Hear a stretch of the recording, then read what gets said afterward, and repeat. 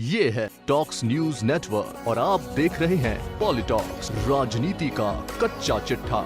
राजस्थान विधानसभा में बजट पेश करने के बाद हुई बहस पर मुख्यमंत्री अशोक गहलोत ने सरकार की ओर से गुरुवार को जवाब दिया। जैसा अनुमान लगाया जा रहा था, सीएम अशोक गहलोत ने बहस पर जवाब देने के साथ प्रदेश की जनता को कई घोषणाओं की सौगात भी दी है। प्रदेश के लाखों बेरोजगारों के लिए मुख्यमंत्री अशोक गहलोत ने बड़ी घोषणा की है। सीएम गहलोत ने बजट भाषण के रिप्लाई में प्रदेश में 1 लाख नई सरकारी नौकरियों का ऐलान किया है। बजट भाषण में कोई नई नौकरियों की घोषणा न होने से युवाओं में रोष था, लेकिन अब बजट रिप्लाई में घोषणा के बाद प्रदेश के लाखों युवाओं के लिए एक उम्मीद जगी है।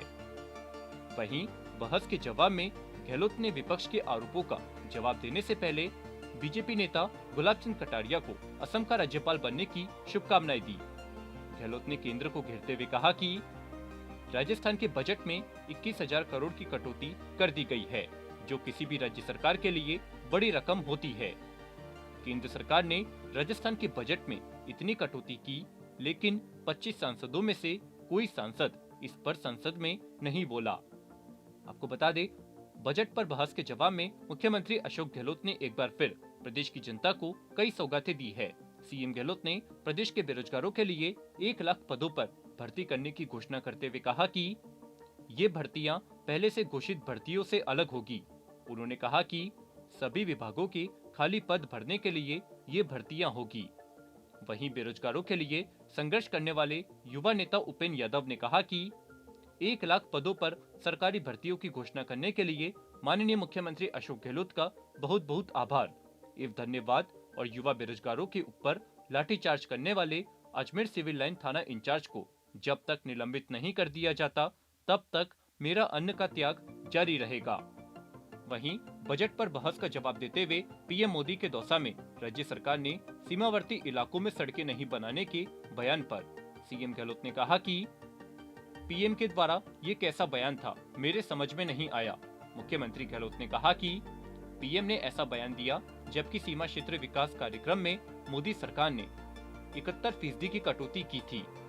सीएम गहलोत ने केंद्र सरकार पर राज्यों के साथ भेदभाव करने का आरोप लगाते हुए कहा कि केंद्र सरकार ने बजट में राज्यों के लिए चलने वाली कई योजनाओं में फंड में कटौती की है। गहलोत ने कहा कि केंद्र सरकार ने MNREGA, mid day meal, NFSA, electronic और आत्मनिर्भर भारत निर्माण योजना में कटौती की है।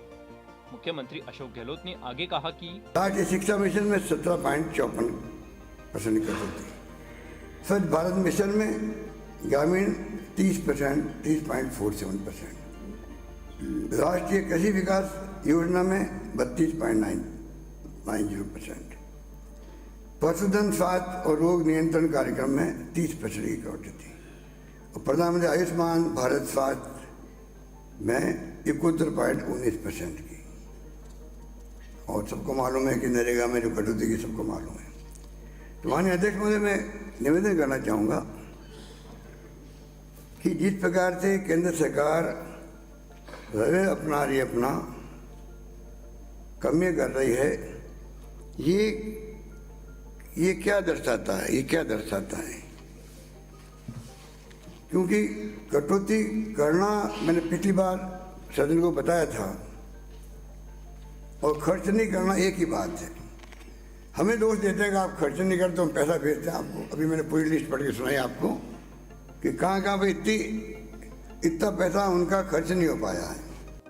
वहीं प्रदेश का सबसे बड़ा सियासी मुद्दा बन चुकी ईआरसीपी को लेकर मुख्यमंत्री अशोक गहलोत ने कहा है कि मैं जानता हूँ आप पद की क्या गरिमा है। क्या आप जाके कहेंगे प्रधानमंत्री जी को, आपकी बात नहीं सुनेंगे वो, पर नहीं कहा आप लोगों ने। उसके कारण से प्रधानमंत्री जी ने जो बातें बोली है वहाँ पर, जिस रूप में गुमराह किया राजस्थान वासियों को, मध्य प्रदेश राजस्थान को मिला करके नई बात छेड़ दी, पार्वती काली चंबल लिंग ईआरसीपी को मर्ज करके नई योजना बना देनी चाहिए।